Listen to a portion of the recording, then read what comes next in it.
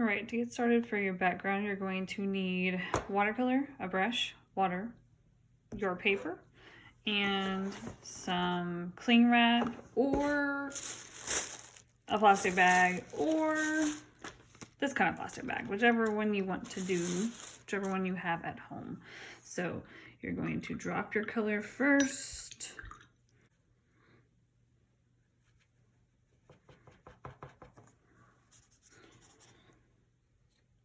So you can do multiple colors, and I want you to do the whole paper. Get enough paint on there. You do have to work kind of quickly.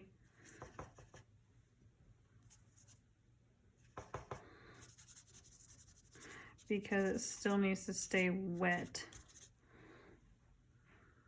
And you don't have to color everything solid, just put color here and there. Let it blend, mix. Okay, but make sure it's wet. Then I'm gonna be using cling wrap. Put this on there. And you want to put it on there, but you also want it to kind of squish it with your fingers. Okay.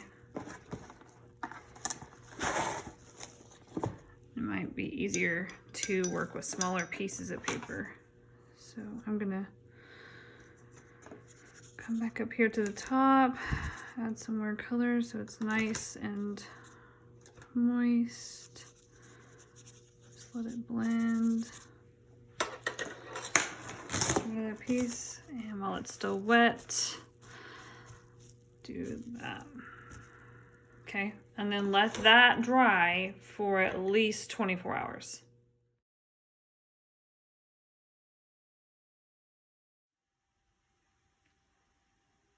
So getting ready for my drawing, I did some brainstorming, just like using the chart online, and think about the last dream that you've had, or a relative has had, if you can't remember yours, or a friend has had. Whatever will trigger your brain into thinking of a select bit of things. So I asked my daughter, I said, you know, what are some of the last dreams that you've had? So she kind of helped me create this list. And so alligators, creepy man, steering some kind of boat, running water, fear, worried, out of control, floating figures, things like that. So then when my picture was dry, once my mind was in that mindset, I began to look into the negative space, and I could see some of those things.